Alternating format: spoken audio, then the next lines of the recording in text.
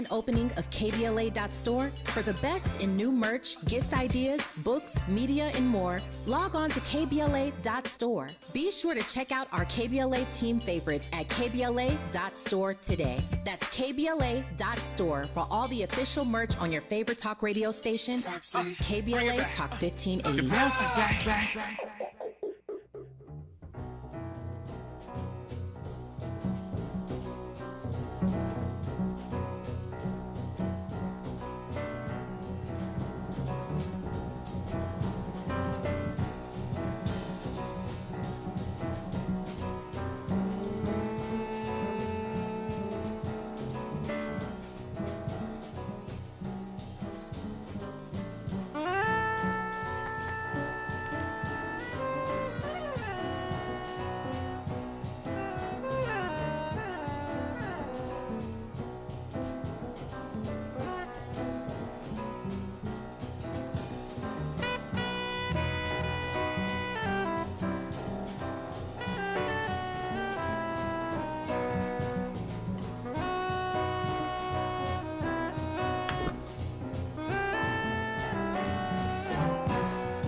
KBLA Talk 1580. We're all in your head with some John Coltrane. And I'm so honored to welcome into the space this morning. She's a poet, fiction author, playwright, and a pioneer in the Black Arts movement. Born and raised in Cotonou, Benin. Got a BFA in voice at New York College of Music, a master's in social psychology at the New School for Social Research, and a PhD in ethnotherapy and psychodrama from the Herbert Holt Institute for Psychotherapy. Man, so I should say Dr. Rashidah Ismaili joins us this morning. Welcome. Hello, my dear. How are you? I'm blessed. It's great to hear your voice on the phone this morning. It's lovely to hear your voice, Dominique. How's my grandson? Big. Big. I can imagine. About to graduate from high school next week. That's how big. God. Yeah, that baby is big. That baby is grown. Baby is no more babies. Yeah, so I almost don't know where to start on this Black Music Month, the first day of Black Music Month. So I guess I'll start there because your portfolio as an artist is broad, right? From music to poetry to fiction writing, playwriting. How does music play a role for you in this kind of complete artistry that you that is your life's work? Well, I think it's central. I mean, for me, jazz is the backdrop of my life, especially my more creative life. Coming along when I did was just the best time because I was introduced to jazz by my uncle, who had been in the Second World War. A lot of people don't realize that there were millions of African-born Africans who were forcibly, very often conscripted to fight in both the First, especially in the Second World War. And my uncle was in the armed service, and he was fortunate, I guess, if you want to call any fortune, to be in France and around Paris, and there were lots of African American soldiers who also were there, and he became very friendly, brotherly with them, and after the war, he maintained friendship with them, and every fortnight, one of his friends would post him package of records, and they were Decca records, I think, and they were wrapped in tons and tons of newspapers. and we would go to town to the post office and get them, and then we would stop by a store and pick up a little packet of needles because we had a gramophone. I don't know if any of your younger people know what a gramophone is, but we had a gramophone, and from there I heard this all these people who played this unbelievable music that was at one time new, and then at some level very familial, and so that was a part of my upgrowing. I also went for a year to a missionary school that was run by a Catholic order, and a couple of the sisters were all from Europe, and they really loved classical music. So I got to hear arias of Benjamin Ojili, and so I had these two music forms in my life at a very, very young age. You know, I was listening to European classical music, and I was listening to African American classical music around the same time, and they each had great impact on my life. And I'm glad that you're having a celebration of African music, because it is really foundational, and it is something that should be celebrated. So many places we could go there, but I want to talk more about you, since we have you here this morning. How did you find your way to the arts? You know, most people don't say, I'm going to be a poet. I mean, my mom and my dad both did, but it's not right up there with movie star and investment banker as top money-making jobs of all time. So I like that. I like the way you put that. I like the way you frame that. And not only is that not up there, your families say, oh my God, I've got this bright child, and they envision this incredible career of these brilliant children, and never associating that brilliance with art, because that's not what brilliance is supposed to do. It isn't supposed to net. I mean, brilliance is something that you use in a transactional way that affords you, the comforts of life, etc. Art is a vocation, and it isn't something that you're going to get very much in return that will allow you to live. So most families, and I don't think that they mean bad by it, but they really are trying to look out for their children. And they don't really encourage the artists in their children. And so I don't know if that was encouraged in me. I mean, I grew up in a kind of traditional, on one level. My father was very traditional, and women, girls just simply didn't go to school. I had this renegade grandmother who said, I waited all these years for my daughter to finally conceive and have a child. I'm the only child my mother had, and I've got a daughter, and we come from a matrilineal society on my mother's side. And by God, my granddaughter is going to have all the opportunities that any male grandchild of mine has. And so she made provisions for me to be able to, independent of my father, pay for my education.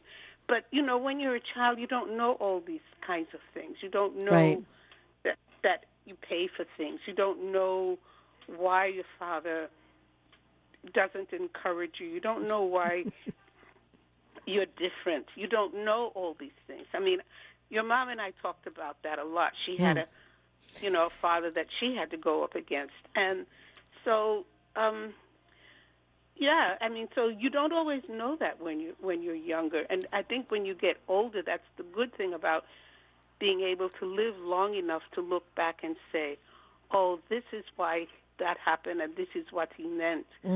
So Hold that thought, yeah. Dr. Ismaili. I want to hear the rest of the story when we come forward on KBLA Talk 1580. The station you turn to when you've had it up to here with cultural incompetence. KBLA Talk 1580. Hi, I'm Dominique DePrima. At the Amundsen Theater, now through June 25th, Norm Lewis stars in A Soldier's Play, directed by Kenny Leone. Charles Fuller's Pulitzer Prize-winning drama and Tony Award-winning play, A Soldier's Play, is now on stage. In 1944, on a Louisiana Army base, a black sergeant is murdered, triggering a gripping barrage of questions about sacrifice, service, and identity in America. I'm looking forward to seeing the show myself. Get your tickets at amundsentheater.org. That's amundsentheater.org. Hey LA, keep your utility bills low this summer while making your home the cool place to be. LADWP can help you save hundreds with air conditioner and thermostat rebates, plus free energy efficient home upgrades and simple tips to help you beat the heat and save money. Visit ladwp.com/cool-LA. Have you faced discrimination in Los Angeles? The City of LA Civil Rights Department can help. They investigate private sector discrimination in LA City in commerce, education, employment, and housing. If you're facing discrimination, submit a complaint online for free at laisforeveryone.com. That's laisforeveryone.com or call 213-978-1845. I mean, if you like crisp nacho fries covered in bold Mexican spices, then you have to try steak chili verde fries. They're like nacho fries, but with grilled steak topped with spicy verde sauce with kicks of jalapeno and lime. They're basically the younger brother of nacho fries, who's better looking, smarter, makes more money. But nacho fries has like 53 more followers, so it evens out. Steak chili verde fries are here. Get them today, only at Taco Bell. At participating U.S. Taco Bell locations for a limited time only while supplies last. Contact local store for hours and participation which vary.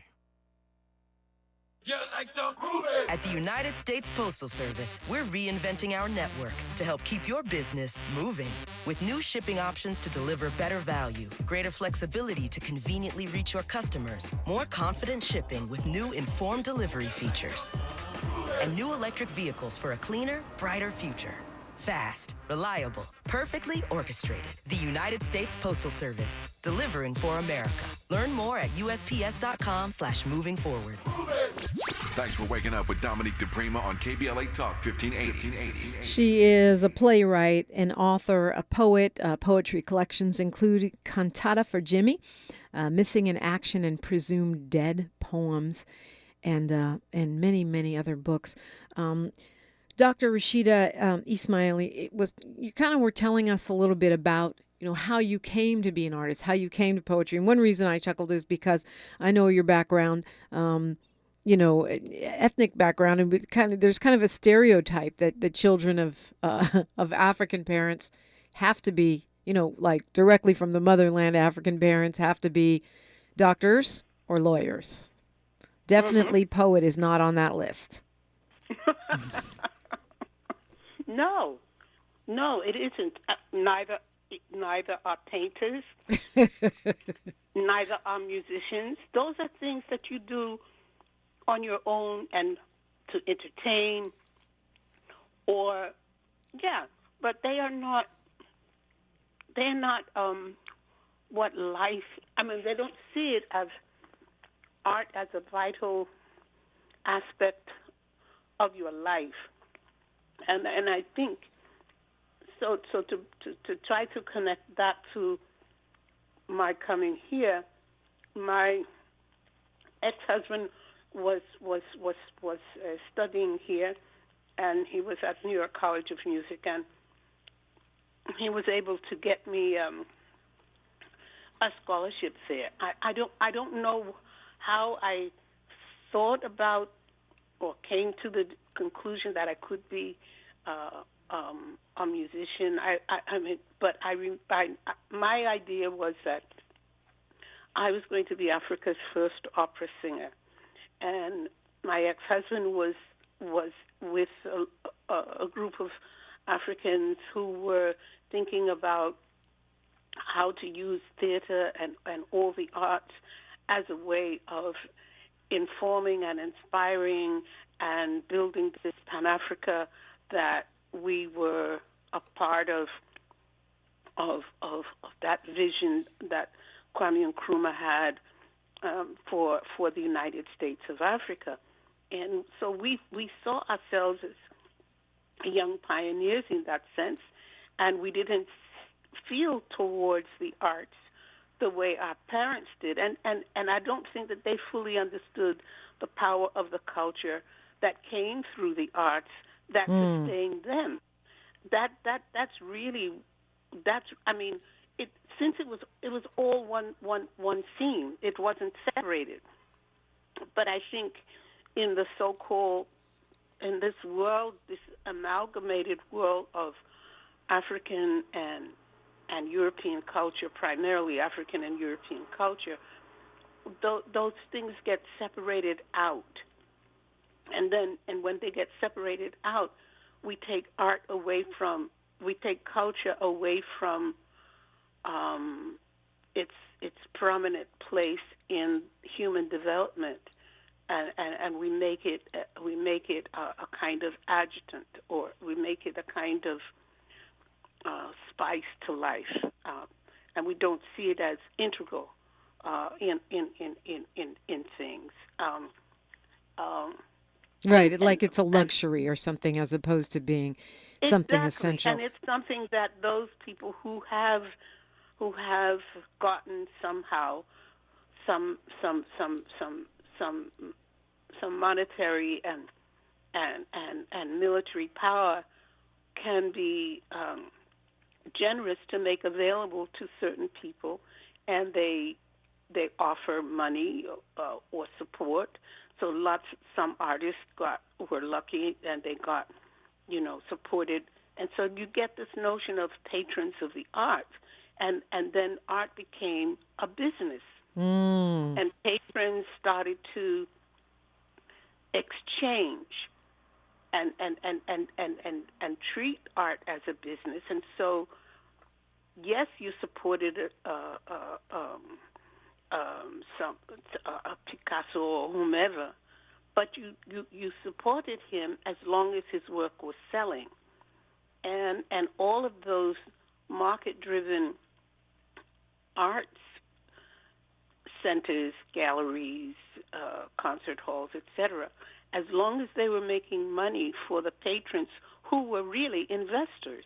I mean, this is early, if you see it from the context of stock market and stocks and bonds, artists then became, and their quote products started to become tradable commodities. And so the commodification then further separated cultural importance and output from the essence and the daily use of life. One of the things that I found so exhilarating when I came was that people were talking about the seriousness and of the role of the arts in humanity, in human life, and were willing themselves to be the artist, to be an artist. I mean, one of the things your father was very famous for was saying that once you start to get published, you better check what you're doing, because if the publishing establishment finds something in your work, maybe that something needs to be analyzed to see if it needs to be in your work. And he was talking about commodification. Right. He wasn't, and so I always remembered that, and when I would, when I started to go and read people would come up to me and say, "Oh, I really love that poem. You know, I write poetry too. Can you help me? Could you give me the name of your publisher? And I'd like to send them something because I'm sure that, you know, when they see it, they're going to, you know, because I write about real life, and et cetera, et cetera." And so the whole point of saying hello to me was to get the publisher, and the whole point of that was to get published. And there was no concern about whether the work should be published, number one. And number two, what does it mean to be published? And so what it meant to be published was it meant to be seen and to be heard. And poetry was just a mechanism for being seen and being heard. But what we were talking about in Umbra and the early days, you know, before the official coming together of Black Arts Movement, was the right, the right to call yourself a writer or a painter. You know, everybody now is an artist. What does it mean? And it usually doesn't mean art. It means exhibitionism. But yeah, so I think that I came here and I was fortunate to meet people who are fundamental in my life and who've been in my life all those years since I came. And you know, they made me better because they were serious about the art form, about what it meant to be a poet, what it meant to be a writer, because they were serious and they were also trying to do the same thing with their work. They demanded the same thing of me. Mm-hmm. It's funny because when people hear, you know, you're a pioneer of Black arts movement, you know, they think of the association with my father, but actually you were friends with my mom, who's also a poet. And when you say that seriousness, I think of both of them because they wrote. That's what they did, like day in, day out, all day long. That's what they did. That's what they did. Absolutely, Dominic. You need to say that with triple caps because I don't think people understand what it meant. That's what they did. All day, every day. They were not on Facebook. If they weren't on stage reading a poem or yelling at us, they were writing, writing. And that's why, you know, I don't with people who wrote all the time. Right, why growing up around that, it's like I would hesitate to call myself a writer because to me, writer means you get up in the morning and you're going to write 4, 5, 6, 7 hours every day. You're going to write on napkins. You're going to write in notebooks. You're going to type on a typewriter, on a computer. And so you're going to read. You're going to read, which is all a part of writing. Right. And go to art shows. Artists don't yes. Write. Exactly. All of that, because it was all one thing. It wasn't separate. Maybe I didn't paint, but I read paintings. I danced paintings. I heard paintings. Because it was all one. You know, your father was very close to Vincent Smith, a wonderful painter. Vincent called himself a jazz painter. And if you look at his work, it's very kinetic. Yeah. Because he was hearing, when what he heard, he translated into color, into brushstrokes. And then he heard the poetry of people, the writing of people. I mean, you know, it was such So that's what I mean. So music then is very integral. You never went to a studio, whether it was a dance studio or writer's workshop or whatever. Music was always being played. It was always being played. You were surrounded by music, and poets talked about musicians with great authority. Yeah, and affection. I remember my mom, Diane DePrima, telling me, you know, you just can't output all the time. You got to get input. Right. You got to go hear music. You got to go see art and dance and other poets. Otherwise, you will run dry. You have to have the input, not just the output. And it isn't all about you. That's true. I mean, once Once you get that in your head, the universe does not revolve around you. And I think so much of the work today is egocentric. Yeah. I don't think some of the artists have the wildest idea about other pronouns and nouns. Other than me, It's my, and always mine, and I. me. Exactly. Exactly. And then I did, and then I said, and I was like, take like out of the vocabulary. Ooh, that's going to be tough. That's going to be tough. So Dr. Ismaili, you ask a lot of us. I can't stand that sometimes. But yeah. Yes. Well, we have news, traffic, and sports like right now. I'm only playing. We have news, traffic, and sports right now. And continue the conversation. We have some folks that want to talk to you. And I do want to look at your perception, not only of the Black arts movement, but what it means, that interaction between art and politics, between art and social justice. Why is that important? That is what we will do when we continue. You know where you are. KBLA Talk 1580. More of First Things First with Dominique DePrima when we come forward. Good morning and welcome to a Thursday. It is the first day of June. I'm Mike Moore. Now, here's the latest from the Black Information Network. The Justice Department says it has audio of former President Donald Trump talking about a classified Pentagon document that he took from the White House. Multiple reports indicate that in the recording, Trump acknowledges holding on to a classified document regarding a potential attack on Iran and that he would like to share the information but is aware of limitations with declassifying records. In Atlanta, Georgia, Clark Atlanta University is launching a program focusing on the advancement of Black American interests. The grand opening of the Thomas W. Dortch Jr. Institute was yesterday. Dortch was a successful businessman and an influential social and cultural leader for 5 decades. And that's the latest. I'm Mike Moore from your 24/7 news source, the Black Information Network and BINnews.com.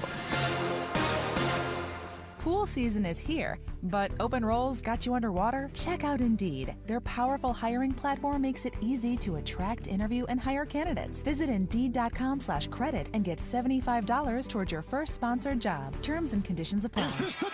This is the KBLA Sports Minute with Ray Richardson. The Denver Nuggets and Miami Heat have no key players listed on their injury report. Both teams are healthy for Game 1 tonight in Denver in the NBA Finals. The Nuggets are 9-point favorites. They've had 7 more days of rest than the Heat after the conference finals. The Heat are trying to become the first number 8 seed in the playoffs to win the NBA title. Game 1 tonight at 5:30 on ABC. The Detroit Pistons gave Monty Williams the richest coaching contract in NBA history. Williams takes over the Pistons with a 6-year deal worth $78.5 million. Williams was fired by Phoenix on May 14th. He's got a tough task in Detroit. The Pistons have not finished above 500 since 2016. The Dodgers are off today. They're back in action Friday night. The Yankees are in town for the start of a 3-game series. No debates, no speculation, just the info you need. That's your KBLA Sports Minute. I'm Ray Richardson. More news, opinions, and conversation when we come forward on KBLA Talk 1580. Everybody in the house, make some noise! Is there a better day of the year to celebrate the anniversary of the only unapologetically progressive talk station west of the Mississippi, focused on issues that impact the Black community? Yeah, that's what I'm talking about. We think not. A station that amplifies Black voices like yours with hosts and guests who look and sound like you.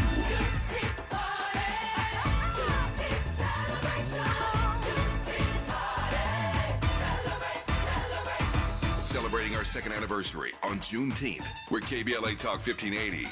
And you ain't seen nothing yet. Mom's early Alzheimer's diagnosis was hard to take. And when I left the oven on, we decided together that it was time to see a doctor and make a plan. Early detection gave us more time to seek out information and support as a family. If you or your family are noticing changes, it could be Alzheimer's. talk about seeing a doctor together. For more information, visit alz.org/time-to-talk. A message from the Alzheimer's Association and the Ad Council. KBLA Talk 1580. We've got a lot to talk about. Maisha Cairo here for KBLA Talk 1580. We're live in Los Angeles at JP Morgan Chase's Advancing Black Wealth Tour. And I'm speaking to some of the attendees today to see why it was so important for them to be here. Yeah, this is Lathan and Tyler.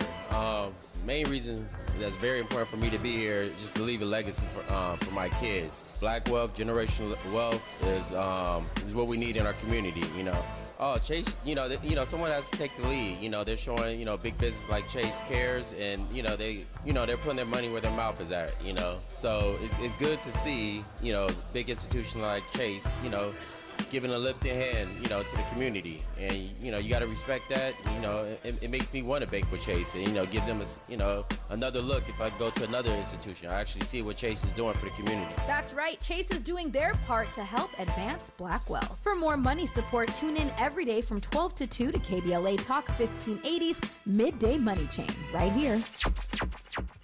Some people won't give you the real talk on drugs, but it's time we know the facts. Fentanyl is killing people. It's a powerful opioid, often made illegally and commonly mixed with illicit drugs. It can even be pressed into counterfeit pills that resemble prescription medications. Just 2 milligrams, about the size of a few grains of sand, can potentially be lethal. This isn't an ad to scare you, but it is an ad to make you think twice. Get the facts. Go to realdealonfentanyl.com. This message is brought to you by the Ad Council. If your Medi-Cal is ending, Cover California is here to help. Cover California is a service from the state that helps you get affordable health insurance. In many cases, at no cost to you, just like with Medi-Cal. We have quality health plans, and we'll help you every step of the way to get the one that works for you and your family. So, if you're no longer eligible for Medi-Cal, check out Cover California. We'll keep you covered. Learn more at coveredca.com. We knew you'd stick around. This is LA's home for progressive talk radio. Welcome back to KBLA Talk 1580. Playwright, poet, fiction writer, Dr. Ismaili, Rashidah Ismaili is with us this morning. And man, we got a lot to talk about. We got we'll have the honor of hearing some of your work. I want to go to the phones though. Fahima is calling us from Washington, D.C. Good morning, Fahima. Fahima, you there? Okay, maybe we don't have Fahima. I know she had called in, but many times she calls us. She's in the middle of work, so perhaps she will. Can you hear me? I hear you now, yes. Okay. Okay, I'm sitting here yelling. Well, normally I would say Habarigani and Que pasa. I'm going to say Habarigani and bonjour. I want to say Como se va to my dear beloved sister, Rashidah. Normally, I'm sitting here listening to Dominique introduce her guest, as always, and I heard her introduction, and then I heard your voice, and then I saw the vision of your face. And I just want to say, Rashidah, como se va? How are you, my dear sister? The last time... bien, alhamdulillah. Everything is well. Everything is well. I'm not going to be long, but the last time I saw you, you had a gathering at your Harlem apartment, and I came. But more importantly, when my mother passed a number of years ago, you didn't know my mother, but your love for me caused you to come out and give honor and respect to my mother, and I really appreciated that. I have someone from my WBAI family there to support me. And I just want to say, je t'aime beaucoup. Oh, I know, yes. I know, okay. Now I know who you are. Okay. Yeah. This is Fahima Second. I just want to say, je t'aime beaucoup, and I adore you, my sister. Thank you. Thank you. Be well. Take good care of yourself. Yeah, a lot of love coming in for you, Dr. Ismaili. I got to say that you were a big comfort when my mom passed in 2020 as well. I guess that's part of that's not in the bio. Comforts people who lose their moms. Well, I've been there. Yeah. Let's go to Amin calling us from LA. Good morning, Amin. Hey, good morning. Good morning. Hey, I heard you talk about the more or less the responsibility of our cultural artists to address the issues that we need solved in our communities. This homeless situation, looking at it, it's almost like we're being exterminated. I mean, I'm using that term. We're being exterminated. Hundreds of thousands of us from coast to coast, all over, from Milwaukee to Atlanta, New York to Los Angeles, sleeping on the street. I get up 2-3 times a night because I'm at that age, and use the restroom, wash up. I mean, how can people live like that? Well, but that's the point. What do we mean when we say live? Live is not just breathing and your heart beating. Live is living. It means that you're in some kind of state of being that is respectful and honorific of you, and also that it is also respectful of those who see you. So you respond to what you see of the state of affairs of homeless people and their state of mind. It affects you, and it is affecting our children, and they may not articulate it, but it is affecting them. And for me, that is a kind of a social violence that we don't speak to. We just say, these are discarded, hopeless, worthless people. And so, if something is worthless and it can be discarded, and so extinction doesn't mean necessarily eradication, but it does mean that you get rid of the things that you don't need, that are useless to society. Amin, you want to respond again? Do you want to engage a little more here? Right. Before I do. It's the responsibility of our cultural people, our singers, our poets, rappers, to address the issue of we need songs about how to solve the problem. We'll solve the problem by doing things for ourselves.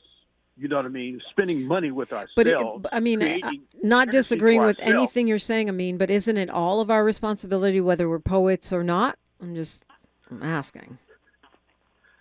Oh, sure. That's what I'm saying. But it's easier when our cultural people sing songs about our responsibility to spend money with ourselves and create our own businesses, keep our money in our pocket for our people and solve this problem, because we're being exterminated.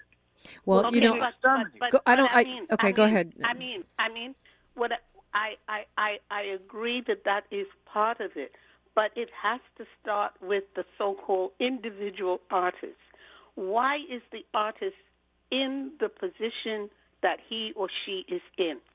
Do you think that these, quote, mega rappers are in that position to do what you're asking them to do? No.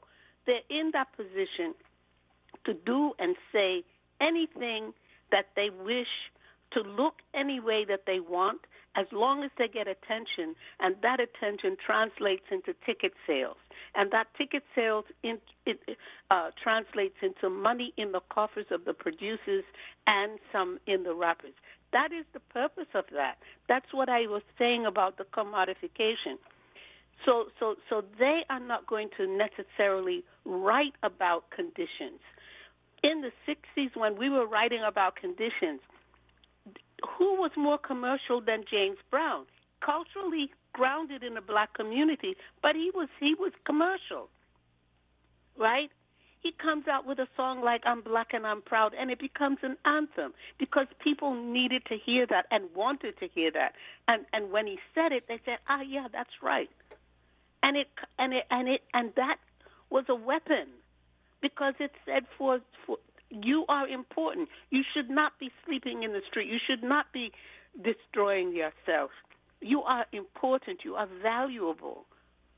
It wasn't just I'm more beautiful. It was about the value of a human being of African descent whose color was not white. Right. I mean, and we have songs like that. We have songs like that today. But I think, I mean, you know, I hope you'll call me another day, because I have a problem with this. You know, it's open season on us. We're being exterminated because we have agency in this too. We're not just merely victims or pieces of seaweed floating in the sea. That's where resistance, organizing, and rebellion come into play. And you know. that's where a philosophy that undergirded the Black Arts movement. It was difficult in the 60s. You had people being slaughtered, being not being able to get a job because the woman decided that she was going to wear a modified afro. I'm not talking about an Angela Davis afro. People couldn't get a job because of that. Someone attended a lecture by a notorious left winger, or they would not get a grant. I mean, all the prohibitions against activists and activism. And it happens still. It happens still. It still happens.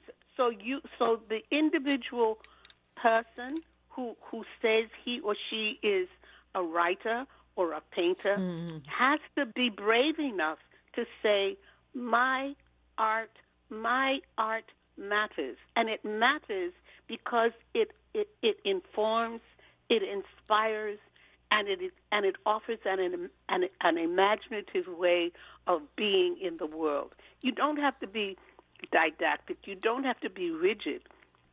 But you have to have, that has to come from the individual artist. And if individual artist is not in that space, if he or she says what you are suggesting, it's going to come off false. And the next day they'll make a song or something that will totally eradicate what they did yesterday. Undermine what they just did. Dr. Rashidah Ismaili is my guest today, and she's going to share some of her work when we come forward. Also, we'll squeeze in your phone calls. We'll get it all in today. It's KBLA Talk 1580. She's reclaiming her time on KBLA Talk 1580. More First Things First with Dominique DePrima when we come forward. I have diabetes. I'm at risk for pneumococcal pneumonia. I have asthma. I'm at risk too. If you're 19 or older with chronic conditions like asthma, diabetes, COPD, or heart disease, or are 65 or older, you are at increased risk for pneumococcal pneumonia. Ask your doctor or pharmacist about Prevnar 20, pneumococcal 20-valent conjugate vaccine, a vaccine that can help protect you against pneumococcal pneumonia in just one dose. Even if you've already been vaccinated with other pneumonia vaccines, Prevnar 20 may help provide added protection. Prevnar 20 is approved for adults to help prevent infections from 20 strains of the bacteria that cause pneumococcal pneumonia. Continued approval may depend on a supportive study. Don't get Prevnar 20 if you've had a severe allergic reaction to the vaccine or its ingredients. Adults with weakened immune systems may have a lower response to the vaccine. Side effects include pain and swelling at the injection site, fatigue, headache, muscle, and joint pain. For full prescribing information, please call 1-855-213-2138 or visit Prevnar20.com. I switched to Boost Mobile and got a free Samsung Galaxy A23 5G phone. Want to know the best part? It was free? Nope. The fact that it's on America's largest 5G networks? Nope. It's the ding. Oh yeah, love the ding. Right? It's all about the ding. It's the dingarooski, the dingarone, the ring-a-ding-ding. Unleash your power to save with Boost. Get a free Samsung Galaxy A23 5G phone when you switch. Boost Mobile. Unleash your power. And the ding. Limited time offer. New customers only. Available on select networks. 5G not available everywhere. One device per line. Tax excluded. Additional restrictions apply. See your local Boost Mobile store for details. Hey, Dad. How do airplanes fly? What's in this box? Is this tree good for climbing? How are babies made? What does this thing do? Kids are curious about everything, including guns. Talking to them about gun safety in your home is a good first step, but you can do more. Always keep your guns locked, unloaded, and stored separately from ammunition. Safe gun storage saves lives. Learn how to make your home safer at endfamilyfire.org. That's endfamilyfire.org. Brought to you by End Family Fire, Brady, and the Ad Council. Heard any other talk radio lately that sounds anything like this? We didn't think so. You're listening to Unapologetically Progressive, KBLA Talk 1580. Black Arts Movement pioneer, poet, playwright, and author Dr. Rashidah Ismaili is with me, and Dr. Ismaili has agreed to share some of her work with us. But first, I want to go to Juliet, calling from Los Angeles. Good morning, Juliet. Hi, how you doing? Good. What's on your mind?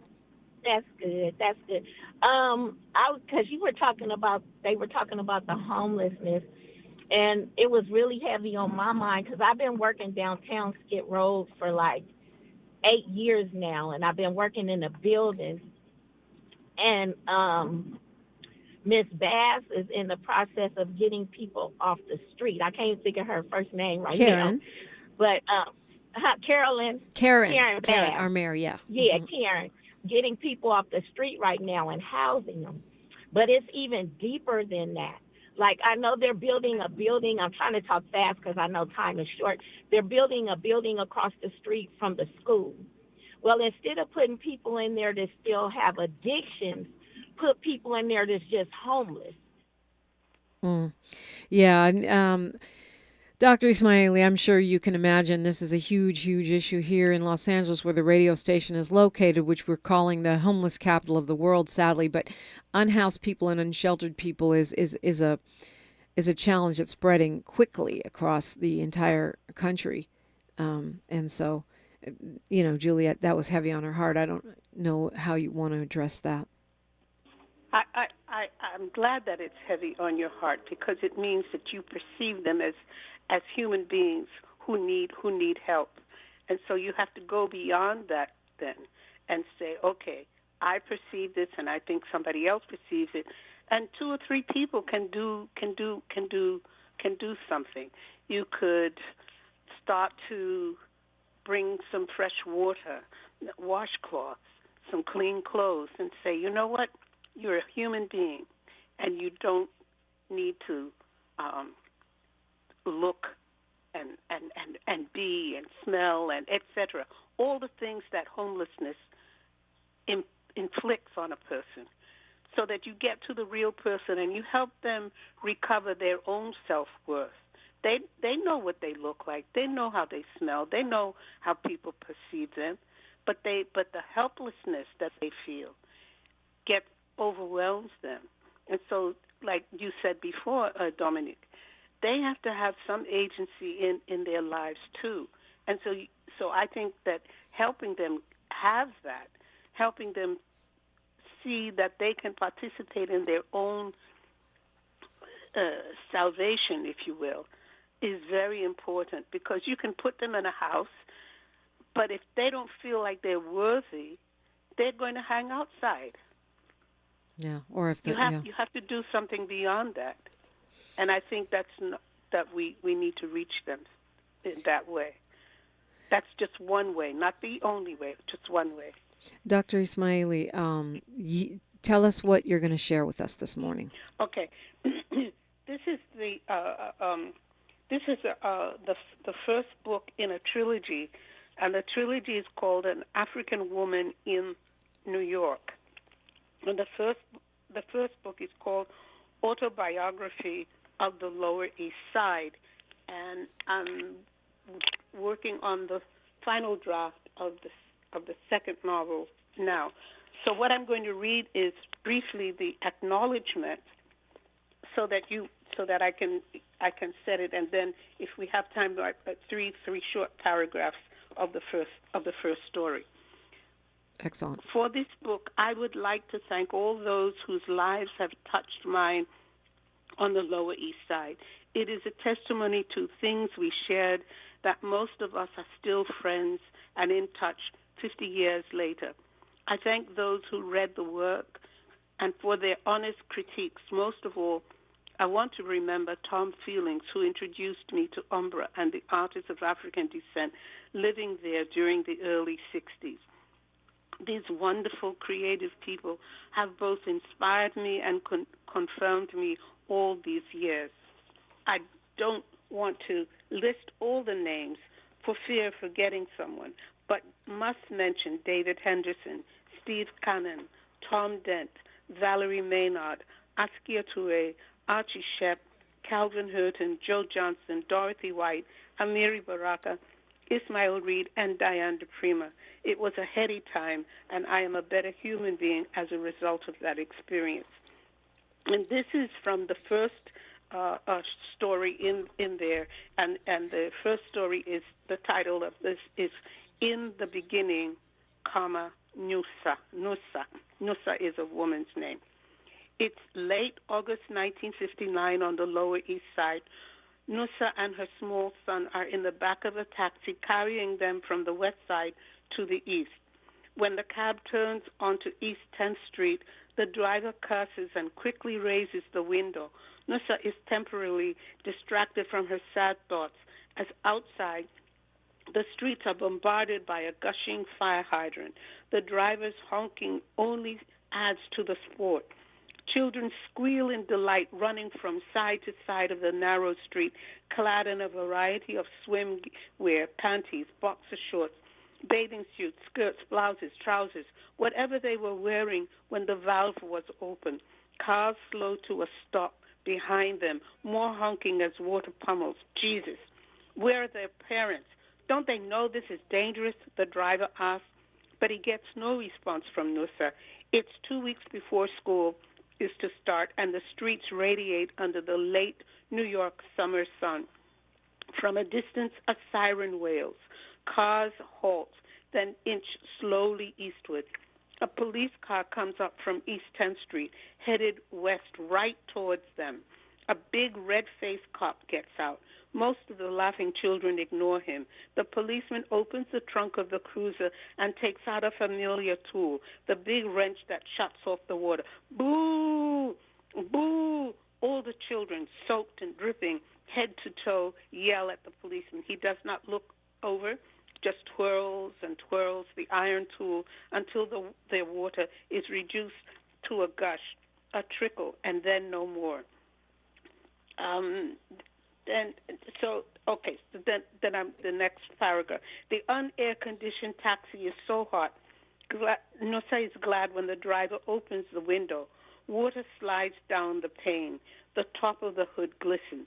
At last they arrive at 404 East 10th Street, and that's an actual fact. I did live 404 East 10th Street, and so that is the beginning and the opening of the book. It's a novel in linked stories. I like that technique. I like that way of presenting, because what I'm doing is making the Lower East Side a character, inanimate as it is, but I'm making it a character. And so this is squarely in the Lower East Side from about 1958, 59 till about 1962, 63. And so each story then speaks to a Lower East Side story as lived by the characters in that story. The book that I'm working on now is called Turmoil of Truth, and it continues from, say, 1968 up until about 1980. And it starts on the Lower East Side, but it branches and begins to go northward. And the last book is anticipated to be even further north, coming into Harlem, where I've been living for almost 40 years. So I guess, as I say in the acknowledgement, it's an attempt to show in the work what life was at that time. I think it was a very creative time, and it was a time of exploration. But it was also, as I'm suggesting in the second book, truth is not an easy thing to come by. It's tumultuous. It turns over old ideas and ways of being, and it can be a tumultuous process. And during that time, there was so much seeking of answers. It was real chance, I think, for, at least as I perceived it in America, for real questions to be asked and real answers to be given, for the first time, I think, a group of a large mass of children of European descent were questioning how they got to be where they how did it happen, and they were informed by the activism, by the questions that people of African descent were presenting to themselves and to society. And I think the Lower East Side was just one place that I experienced in New York, where those questions were asked, and in many cases answers were given. There were all kinds of progressive movements on the Lower East Side that was there, brought there in many ways by the Europeans and other people who came with notions of changing and being in a society. You know, it was great political activism in there. And so I think these artists then engage with these political and philosophical ways of being and creating, and their work, all the work that people did, was informed by philosophy, by politics, by social issues. Dr. Rashidah Ismaili, we're going to have to leave it there because Tavis Smiley is on next, but perhaps our conversation will be continued. Thank you so much for joining me this morning. Thank you for asking me. Be well, Dominique. And you as well. Until next time, one love. KBLA 1580 Santa Monica.